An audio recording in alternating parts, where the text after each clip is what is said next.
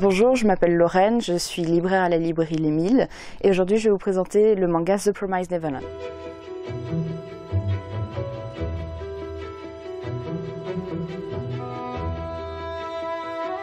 The Promised Neverland, c'est un manga très intéressant sur Ray, Emma et Norman, qui sont les trois personnages principaux.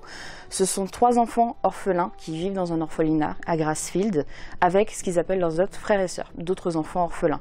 La vie est belle, tout se passe bien, la personne qui s'occupe d'eux, il l'appelle maman, comme une vraie maman. Tout va bien jusqu'à ce qu'ils découvrent une terrible vérité. Ils sont en fait un garde-manger pour démons. À partir de là, ces trois personnages vont décider en fait de s'échapper de Grassfield.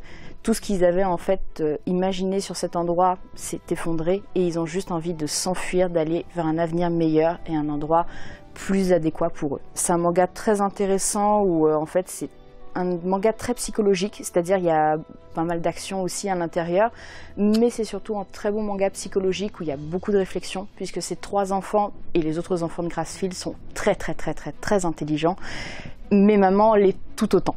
Donc pour déjouer la vigilance de maman, ils vont devoir user de beaucoup de stratagèmes, ils vont devoir imaginer plein de plans et essayer de s'échapper au plus vite de cet endroit de malheur. Et c'est génial.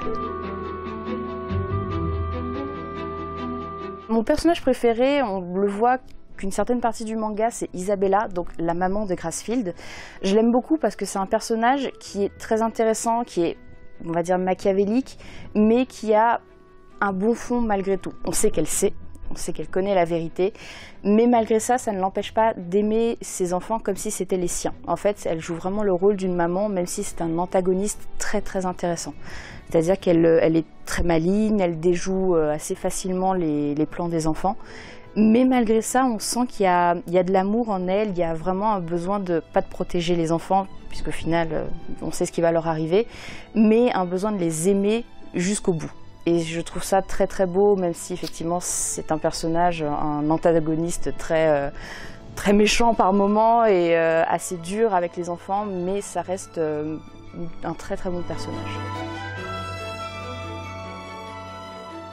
Celui-ci, Emma et Norman découvrent la vérité, c'est-à-dire que les enfants ne se font pas adopter, mais se font manger par des démons. Je trouve ce passage hyper intéressant parce qu'en fait, dès le début, on nous dit tout ce en quoi on vous a fait croire n'existe pas.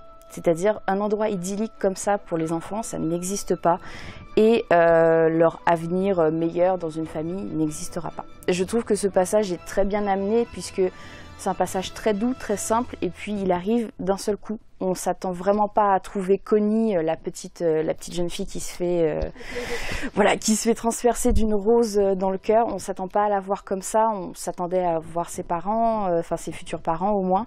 Et puis là, non, on se rend compte que le monde qu'on imaginait un peu comme le nôtre n'est absolument plus le même. Et je trouve que c'est très bien amené, c'est amené en quelques plans séquences.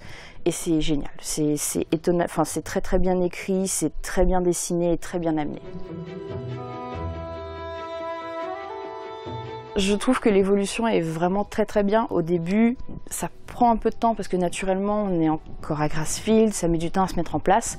Mais quand tout se met en place, c'est vraiment très intéressant. Puisque là, on a plusieurs informations qui arrivent petit à petit, on a plusieurs réponses à plusieurs questions qu'on se posait depuis le début. Et ces questions, en fait, trouvent des réponses qui sont plus ou moins satisfaisantes, ce qui fait qu'on a envie de savoir encore plus. Et c'est très bien amené. Je trouve que le rythme est assez bien fait. Il n'est pas trop lent, pas trop rapide non plus, mais il est bien. Généralement, je le conseille plutôt à partir de 10-12 ans, mais ça peut arriver que des plus jeunes voient le titre et se disent « Non mais ça a l'air trop bien, j'ai envie de l'acheter ». Je leur dis « Bon, d'accord, il est très bien, mais attention tout de même, ça peut être un peu surprenant par moment. L'aspect psychologique aussi n'est pas à mettre de côté, puisque c'est un manga où il y a beaucoup de réflexions qui sont faites très rapidement. Donc il faut prendre le temps de le lire, de ne pas le lire comme si c'était n'importe quel autre manga. Donc moi, généralement, 10-12 ans, mais certains adultes aussi sont très intrigués. C'est-à-dire qu'ils le regardent, ils disent « Non, mais mes enfants, ils ont ça, mais je ne sais pas de quoi ça parle. » Je leur explique et ça les intrigue. Ils n'ont jamais lu de manga, mais ils ont envie de le lire, ils ont envie de découvrir cette série. Et j'ai de très très bons retours dessus. Enfin, c'est un succès incroyable et c'est incroyable, c'est génial. J'ai trouvé qu'il est très respectueux du manga de base. Alors, pour l'avoir vu en japonais, j'ai moyennement aimé les voix de Rei notamment, parce que Rei c'est un personnage que j'aime beaucoup aussi. Mais j'ai trouvé que sa voix, certes elle correspondait effectivement au personnage, mais elle me parlait pas. Les autres voix étaient très très bien doublées, Isabella était formidable. Et le manga en lui-même est magnifique, il est très très beau. J'avais peur que ce soit très difficile à adapter parce que c'est un manga à l'esthétique très particulière, à l'ambiance particulière aussi, mais ils ont brillamment réussi à l'animer et je trouve que c'est très intéressant de le voir.